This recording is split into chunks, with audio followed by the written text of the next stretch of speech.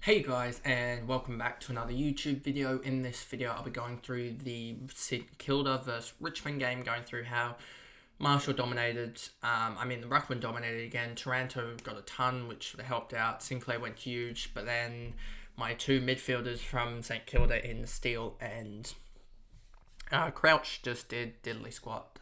Following on from that last quarter effort from both of them in the last game. Still got to 91, but Crouch has had 5 quarters in which he's scored 68, which is very, very slow, I guess you could say.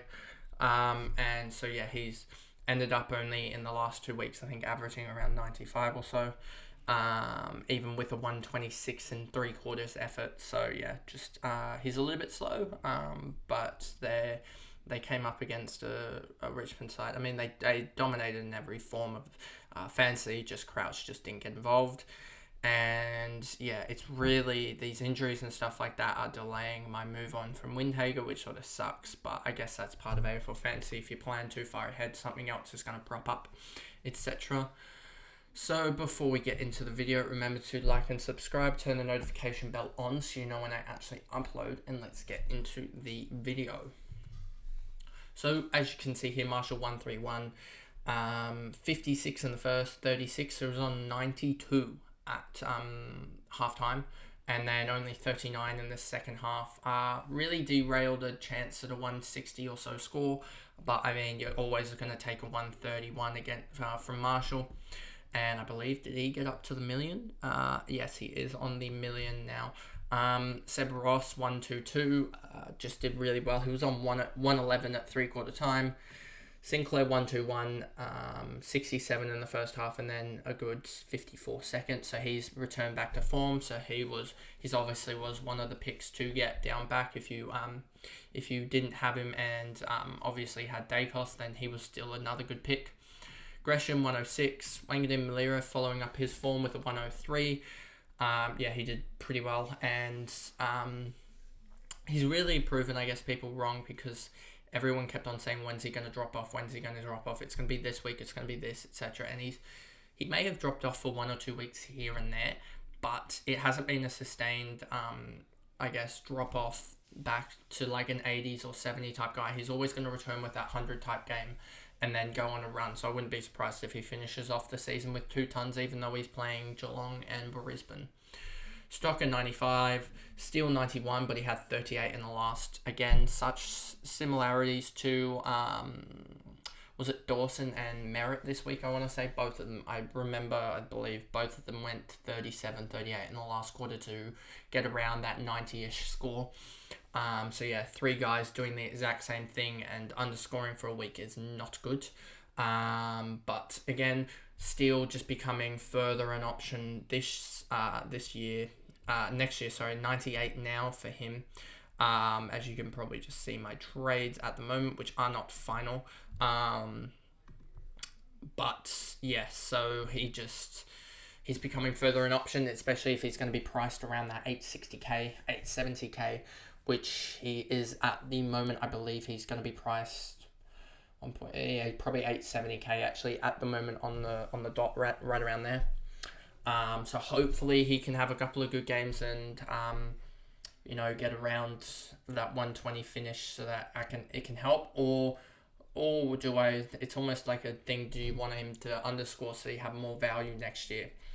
Wilkie, Owens, Higgins, Philippou actually provided a little bit, but I think he's going to be that type of forward that provides a 70 or 80 just a lot through marking and tackling, doesn't get the disposals or the goals to really prop up his game, and I don't know if he'll be a full-time midfielder, but we'll have to wait and see.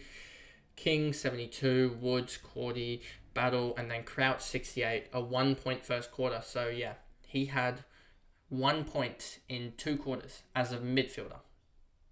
I just don't know what was going on. And then, he scored 67 in the last 3 quarters, so it wasn't too bad, but 1 point in the first quarter is absolutely pathetic. Just sucks because, but anyway, that's, I guess, fantasy. And now if if Chesser had scored that extra 6 points, now that I was saying about all of last week being like that was a good thing. I was able to get Libba. That would have actually helped now with getting Laird, as that would have been about a plus 80 points differential in my favour now. But I guess you can't plan for those type of things, etc. Hill, Windhager, 65, just never got going. Membry, Sharman, Butler, Webster, Clark. Now moving on to Richmond, Nankervis, 109. He's always been that type of ruckman that's going to be sort of always third or fourth best. He's a good, I guess, differential if the ruck is a little bit closer, which, the ruck averages were a little bit closer, but I guess this year you just had English and Marshall just blow away everyone else. So he wasn't as valuable this year, especially after he got that suspension. Taranto, 100, he got to the marker. I guess he slowed down a lot at the end in the back half of this year, but he's still going strong. Short, 99, he did a lot in the second half, 57 in the second to really push himself upwards. 85 in the last 3 is pretty good as well. Bolton, so Short is someone that you could actually look at. I mean, he's going to be, I believe, 740k or something like that. Probably 740k. Bolton as well, 32 in the last 31. He's just not consistent enough. Broad, Martin, Voston, McIntosh, Dow, 73. So take of it as you will. I think he could get more game time, but we'll have to wait and see. But, I mean, at that, Dow at that price, I guess, if we see here 21, 47, 48 average now, hopefully he can get a couple more lower scores so that next year he isn't priced at, he's currently priced at 48, which is around, but he's going to get a massive discount. 47 is the lowest that he'll be. So, 40. So say he gets 47 with a 6 game discount, which is 18%. 0.82 times 47. It's priced at 38.5, and then times by the magic number, he'd be priced at 340. With the midfield change that's going on at the Tigers, could he be a slot in next year? You've got Taranto, Short, and no one else really actually now looking at it from this. You have Prestia there as well, Ross as well there. I missed those two. So and Graham, I guess, to a certain extent. So he could find a bigger role, which could be huge value if he's priced at just over a rookie price and he's able to put up 70 scores. But we'll have to wait and see on that one, especially as his average could blow out in the next couple games and not get that 340 price line, but he could be up towards that 450, 460k price line. Baker, Ross, Prestia, Rioli, Graham, Bolter, Bauer, Coulthard, Soldo got taken out. Revolt looks like he's going to retire at the end of the year. So this could be a farewell couple of games as Richmond. The chance of them making finals is like West Coast need to win twice. You need, I think it's like, is it Essendon, GWS to draw and then lose their last games. They need Adelaide to beat Sydney, I believe, and then Adelaide lose their last game or something like that. Sydney to lose both of them. I think Geelong to lose both of them.